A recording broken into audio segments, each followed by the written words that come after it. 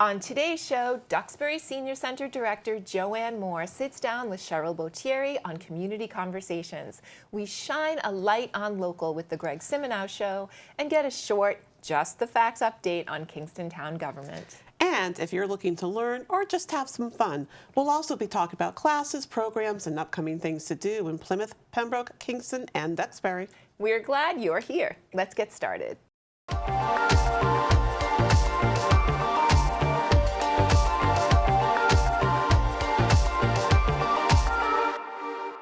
The roots of much of American culture, from the origin of the classic American blue jean, Vicks Vapor Rub, and other medicinal treatments, to kitchen staples, including the most well-known pancake mix, are seeded from the conjurings of Black women. The contributions of the Negro mammies of slavery, voodoo queens, blues women of Reconstruction, and the granny midwives and textile weavers of the Jim Crow era have helped weave the tapestry of American life for over 400 years. On Thursday, February 12th, the Plymouth Public Library is hosting feminist philosopher and author Dr. Lindsay Stewart for a free virtual literary discussion of her book, The Conjuring of America: Mojos, Mermaids, Medicine, and 400 Years of Black Women's Magic, using a variety of primary sources such as letters written by enslaved women, the lore of Oshun, and other African mystics. Stewart traces the history of the heavily regulated and often outlawed conjuring that Black women have practiced throughout our history to gain agency, and how these magical threads continue to show in our cultural fabric today. The virtual discussion begins at 2 p.m. Visit the library's website to get your link. Will I call my home when the moon is hanging low?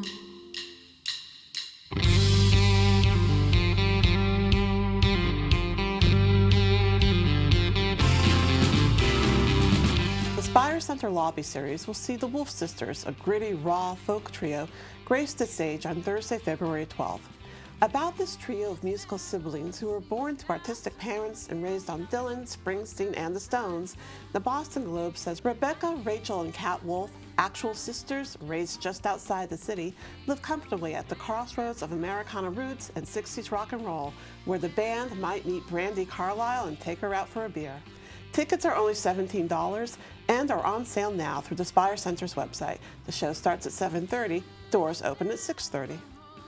Next up on Community Conversations, Duxbury Senior Center Director Joanne Moore sits down with end-of-life educator Cheryl Botieri. Check it out. For our viewers who may not have the pleasure of knowing you yet, we were wondering if you could share a little bit about yourself and how you're involved in the community.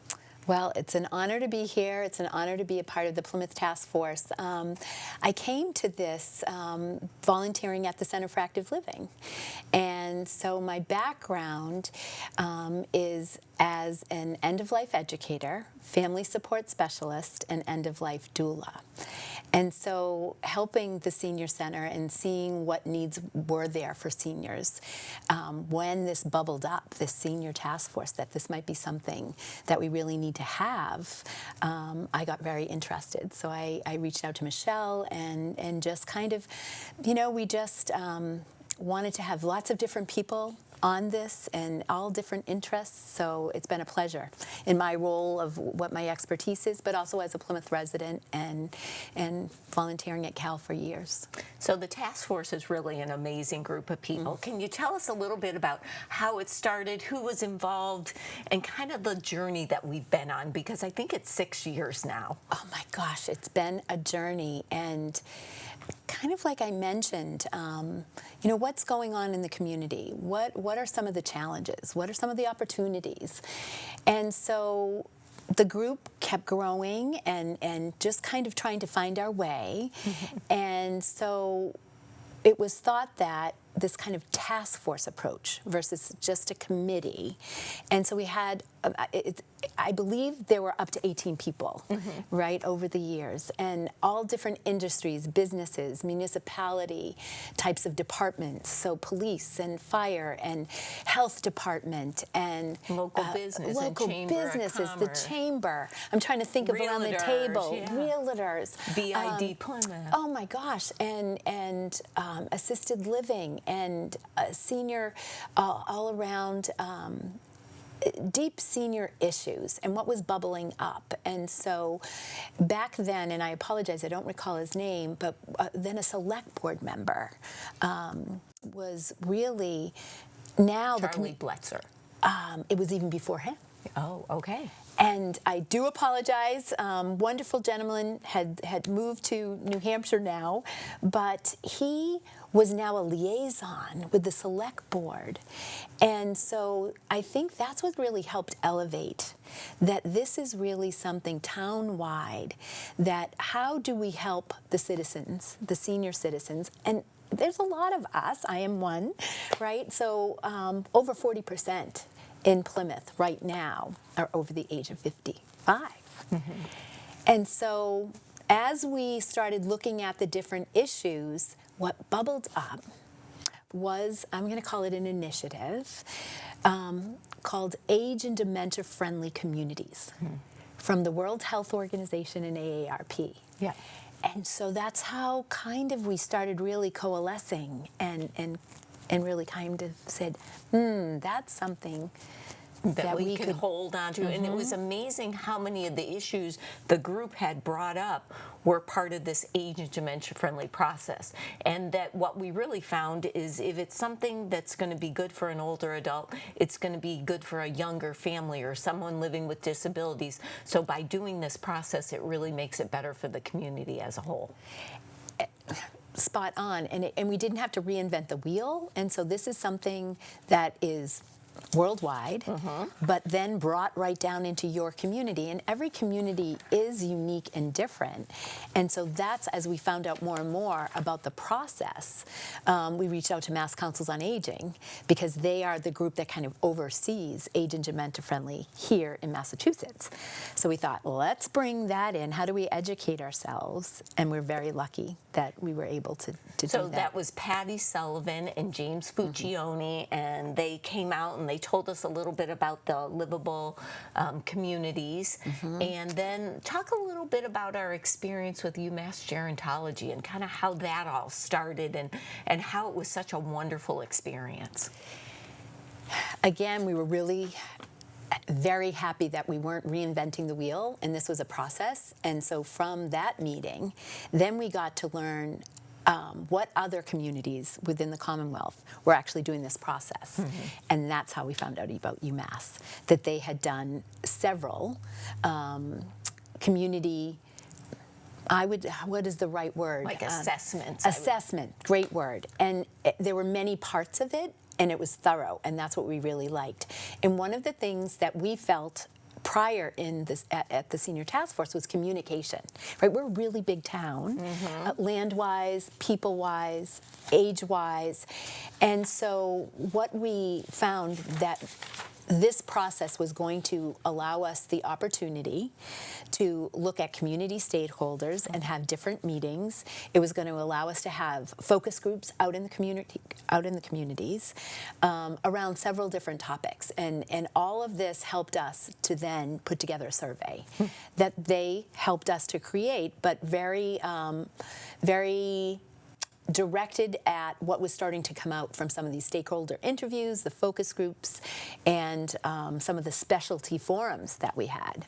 And so after that, we then, I want to say there were 3,000 surveys that came back. Yeah, and I know they sent out 5,000 surveys. Some people answered the survey online with the QR code, and 5,000 were mailed to random residents. And I think we had like a 40% return, which UMass was really amazed at how many people took the time to answer a pretty lengthy survey, but the results we got were really amazing. And the nice thing is they really match up with other reports and research research that the town has done about how to make sure we have a great community. I'm really glad that you brought that up, because two other really kind of large surveys are through BID Plymouth, right, the health assessment of the town, and then through our strategic planning committee. The master plan has been bubbling up to do that, right? And so that gave us another opportunity to say, are we just an outlier? You know, what's going on here?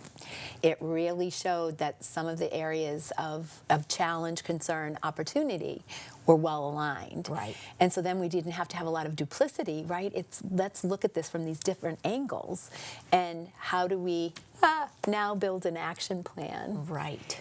And so that's kind of where we're sitting now, and we're a little bit more formal. So through this process, Michelle, our wonderful Head of Health and Human Services, Michelle Brady. Yep, she's amazing. Oh my Lord. And she was able to have the foresight to say, okay, we were meeting almost every week at the beginning, you know, when we started. Then it was bi-weekly. And how do we sustain this? And how do we get more involvement, right, in committee members? And so we became an actual formal committee of the select board. So that was a process. People had to apply. People were interviewed. We were there together that night by the select board. And that involvement from the very beginning of being a senior task force and having that liaison has continued.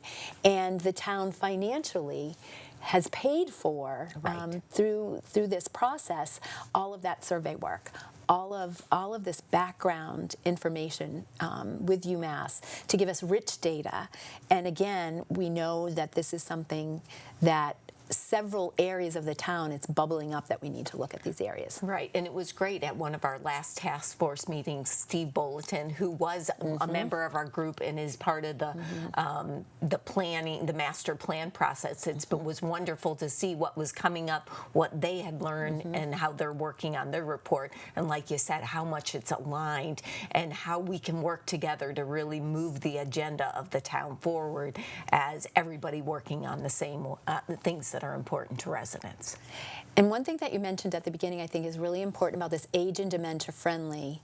Plymouth is a community of all ages, right? Intergenerational. You look at the senior center right next to the schools. I love that. Right? It's absolutely wonderful, and the cross-programming that happens. And so that is the spirit in which this age and dementia friendly really sits. And so when you look at what are the challenges, so let's look at what some of the survey said, right? Affordability, housing is huge. Transportation, it's one of the biggest towns in the Commonwealth, and how do you get from point A to point B? And open spaces, right? And really well-being. And that's what we are looking towards for our next step with strategic planning, and how might we do that. So one of the great things about this initiative is there are grants available to do some of this next step work, like the strategic plan. And then what are some of the small baby steps, from putting benches along the rail trail, right, to other types of things that we can help create these places for community to happen. So that's where that open space really bubbled up as the third, to be well here. We want to be able to afford to live here. ADUs came up through town, right, but also up through our evaluation and surveys. And so the affordability part, the traveling, the transportation part, but that open space, and how do we retain some of that so that we can have well-being, all ages, is really something that's high on the list. Well, tell me a little bit more. The task force has been busy. I know we're going to be working on the action plan in this next year. Fingers crossed, we've written a grant. We're hoping the results are in the mail any day now. But in the meantime, you've been working on education. And tell me a little bit about that, because if I was a local business, I think I would want to get involved.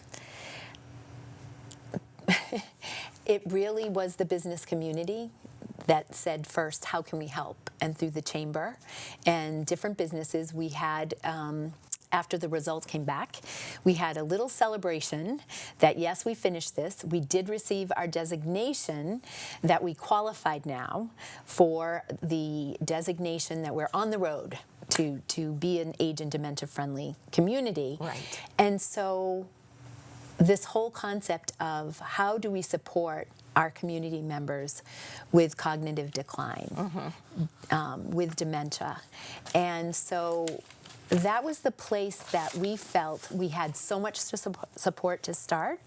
And so as an educator, that's kind of where I jumped in. My grandmother had Alzheimer's, and it was a really tough journey, and we didn't know what we know today. And as a family caregiver myself, and with our stakeholder interviews, caregiving, and how do we care for one another in our communities, in our neighborhoods, small neighborhoods and 55 and over, but just on your own street. Right. And how or do we, with your family. And so if someone's maybe walking down the road and we're saying, that's a little funny, how do we as a community respond to that? How do we as a business, when someone comes in and goes to the bank and might be flustered, right? How do we lift that awareness? Right. And so that's where we decided to start. And so we're really fortunate that the Alzheimer's Family Support Center is down over the bridge in Hyannis, but they have come here, and we actually have a program, 1 day a week for 3 hours, a respite program. And so having that resource right in our town, right at the Center for Active Living, Molly jumped in, Dr. Molly Perdue, who is one of the co-founders, and she said, I want to help you. I want to put together a business training regarding raising awareness, understanding of dementia, and how can this community help? And let's start with the businesses. So at the Plymouth Area Chamber of Commerce, they have a wonderful space where we can have trainings once a month. We alternate a morning and an afternoon, and through the chamber and the 800 businesses that are involved there, we are trying to get businesses in from a handful. I think our biggest was 10. So please reach out to us. The Center for Active Living can get you information, or I think we're going to be putting up some information of how to get in contact with the Senior Task Force. Exactly. On this, because our goal is to have, I'm going to shoot high, I'd love to have all 800 businesses have at least one representative so that they can be the champion in that business. And what else can we learn? What else is needed? We're looking at department heads within the town. We're looking at schools, all ages, so that there's this safety net, right? And there's this information and help. So all of the program from the Alzheimer's Family Support Center are no fee. Which is amazing. Amazing. And even the program, the day program at Cal is free of charge, which is really helpful because many caregivers, I would say all caregivers at one point or another need that break. And to know that it's right there in your community, and if they reach out to the Family Support Center of Cape Cod, they can get more information about all the amazing services they offer. It is crucial. Yeah. It is crucial. It really is. So I know you talked a little bit about how to get information. So like you said, you can go to the Plymouth Center for Active Living and check up their website, and you can look under the Chamber of Commerce, under news, if you want to do some training with us. We're also looking for more volunteers as we start to get involved in this next phase of action plan writing. If you're passionate about transportation or housing or communication or open space, get in touch with us. My name's Joanne Moore. This is Cheryl Botieri. We're both on the task force. You can leave a message for us at Cal. We'll get back in touch with you, and we would love to have your help. I mean, the more the merrier in making Plymouth a wonderful and remaining and growing and being an amazing place to live. Absolutely.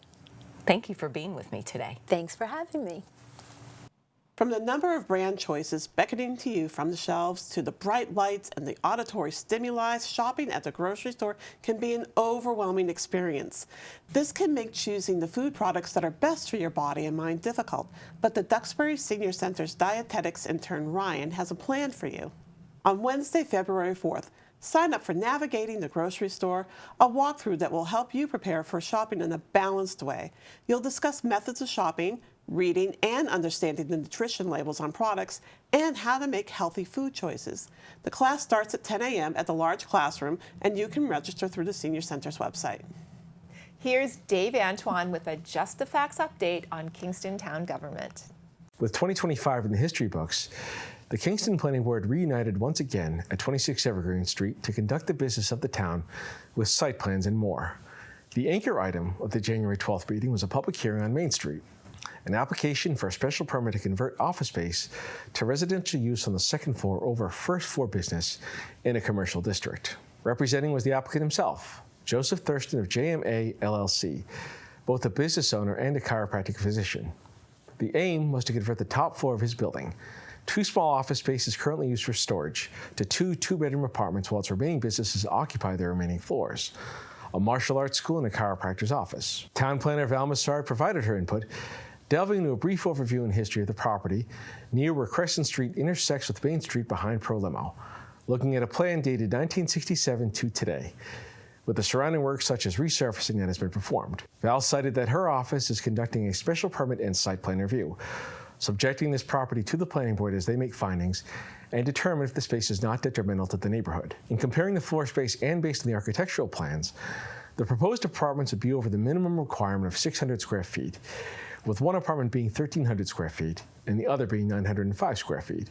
While there's no information on water yet, the applicant would need to demonstrate that there will be adequate pressure and flow if the special permit is granted. In looking at parking, with 10 spaces as shown on this current plan, the change in use on the third floor would trigger 3 new parking spots.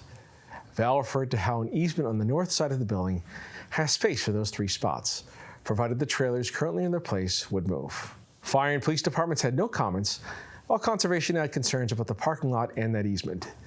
Val cited that there is capacity on sewer and that the applicant would need to do the math with the sewer department in confirming the availability and the capacity used in the building. Val had recommended conditions, should the board grant the permit, that they need to do the math about how many ERUs or sewer credits they may need, with the possibility of purchasing them before a building permit could be issued, bringing it back to no more than 2 residential dwellings, adequate water pressure and flow before the building permit, and record the special permit. With occupancy, planning would like to improve the right-of-way, but as it's not under the applicant's control, this was withdrawn from planning. But the additional parking spaces would need to be made with the trailers removed. Lighting would need to be checked so not to conflict with the Prevention of the Light Pollution bylaw. And in dealing with conservation, given a dumpster is on the property, a concrete pad would need to be placed underneath the dumpster to prevent drips.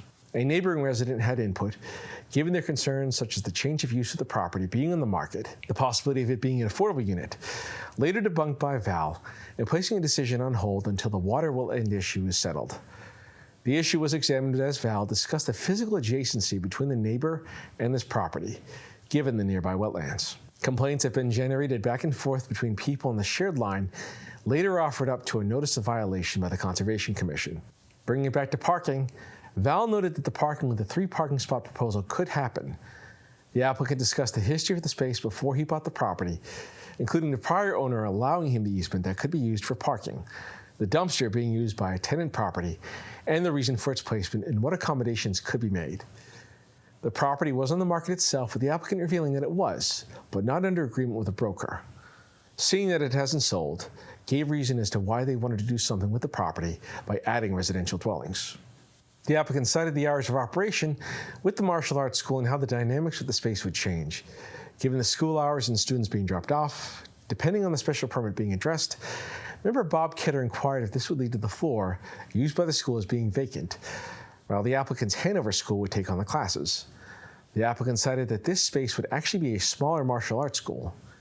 He gave thought that the school would be removed, expanding the operations of the chiropractor practice in that building with a potentially vacant space as a recovery area for physical therapy.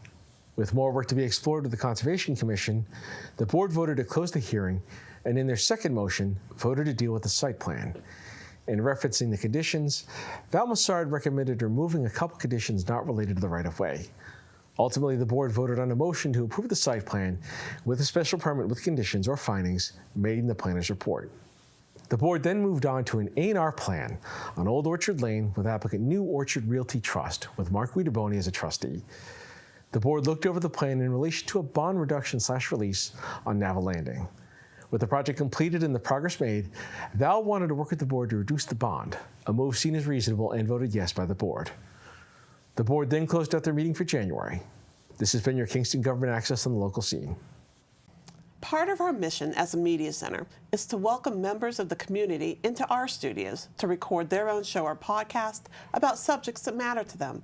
The resulting content reflects the diversity of thought and opinion in our neighbors and neighborhoods, but not necessarily the views of the local scene staff, board, or director. We are a platform for free speech. Each week, we'll shine a light on one of our community shows with a short clip to give you a hint of the content available on our community television and YouTube channel. Enjoy this clip from the Greg Simino Show. I remember stores used to let you put things on layaway, you know. You'd put a little each week and then pay it off that way. And my mom would use this to teach us about money, you know. I learned after 156 weeks, I got a talking Alf doll.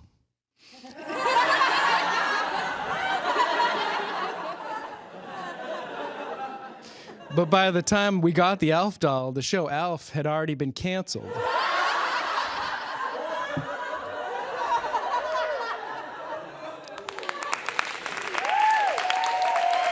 happens. It happens. 3 seasons and you're out of here. So we ended up painting lines on him to make him part of Tiger Force.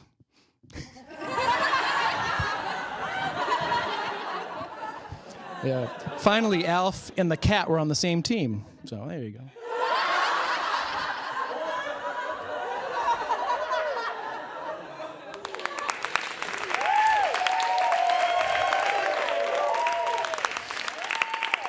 Then one Christmas, we got an Alf tent for indoors, and it was already set up at our Nana's house. And when we went inside, it came with a real Alf. Yeah, it was the actual actor who played Alf in costume. You know? He was so down on his luck. After the show got canceled, this is what he was doing now, you know?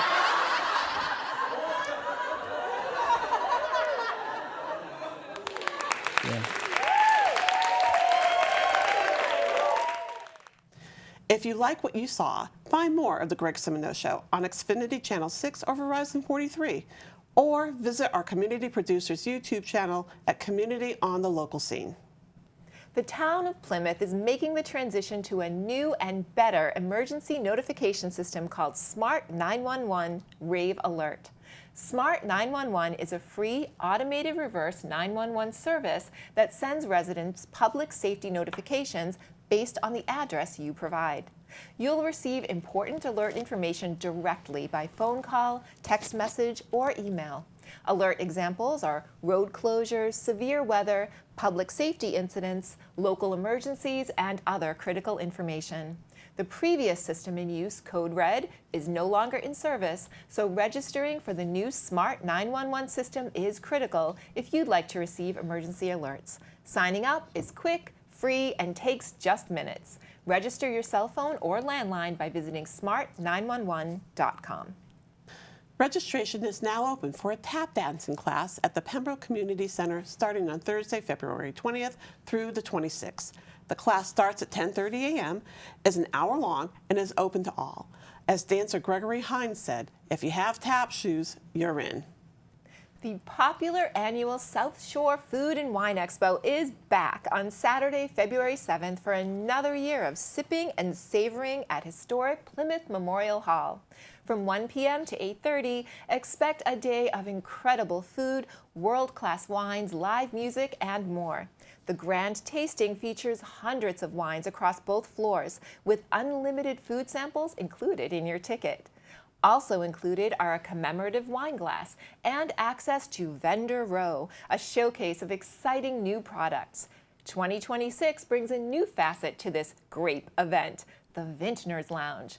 All tickets include entry to this room offering premium small production wines, delicious food pairings, and live singer-songwriters in an intimate setting. If you're 21 years old or up, visit the South Shore Food and Wine Expo Eventbrite page to learn more. Are you a teen who's not feeling the love this season? You're not alone, and the Kingston Public Library has an event for teens just like you. The first Anti-Valentine's Day celebration is happening on Tuesday, February 17th from 2 to 3 p.m. and will be a space to learn about healthy relationships, reflect on personal experiences, and express your feelings in a creative way. The first half of the program will focus on what healthy relationships should look like, including recognizing red flags and knowing how to respond to difficult situations like being embarrassed by a partner, having your privacy invaded, or witnessing unhealthy behavior among peers. The second half of the event will include hands-on activities where anti-Valentiners will create personalized breakup kits, write love letters to their future selves, make vinegar Valentine cards, or craft intentionally bad pickup lines. Bring your sentiments to the teen room. It's all about self-expression, humor, and empowerment. There is something infinitely healing in the repeated refrains of nature, the assurance that dawn comes after night and spring after winter. Embrace the sentiment of this hope springs eternal Rachel Carson quote and learn some simple, cost-effective, and low-maintenance techniques to get your spring garden off to a great start. Pembroke Senior Services is offering a winter sowing seed starting workshop on Tuesday, February 10th.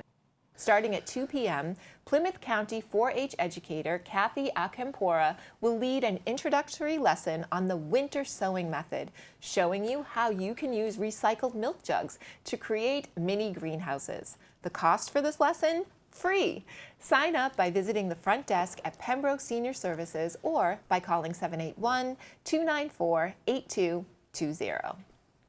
The Dr. Richard M. Schiff Forum brings Dances and Dreams, a piano and clarinet performance, to the Phalo Meeting Room on Saturday, January 31st.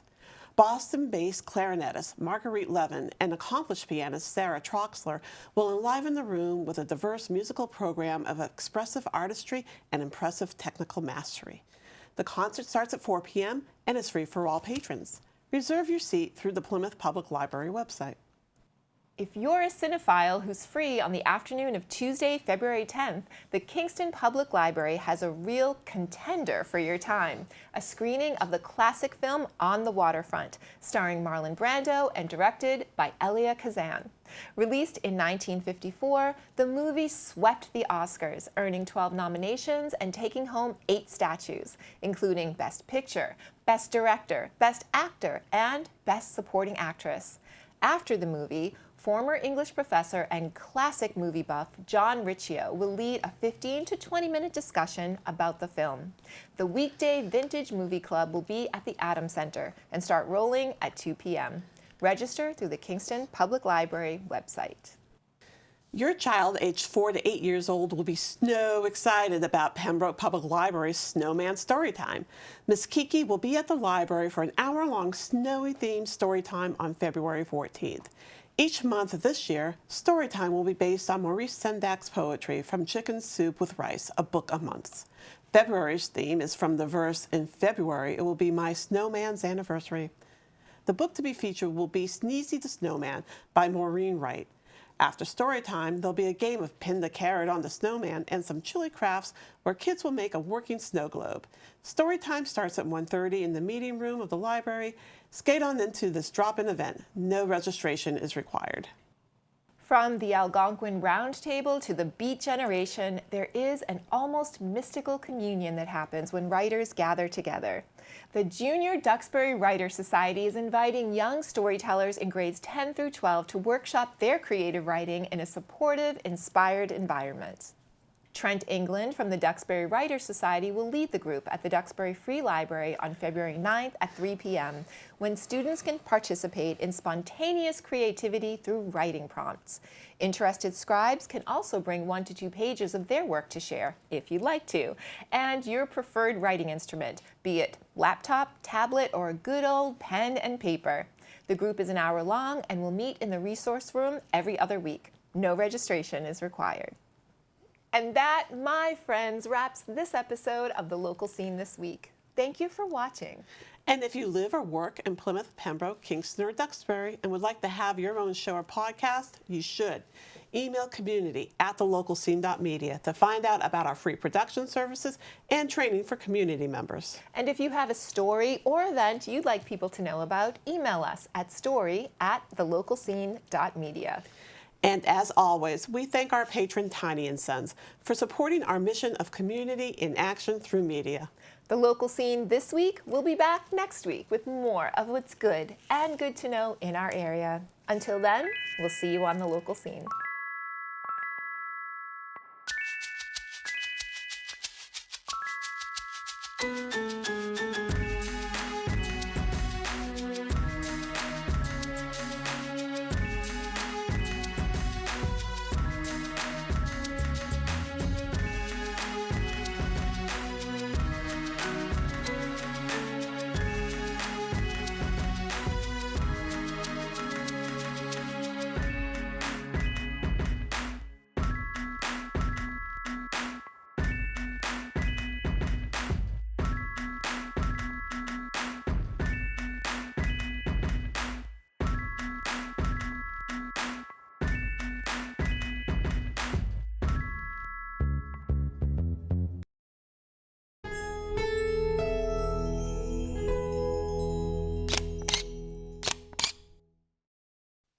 Hello, friend.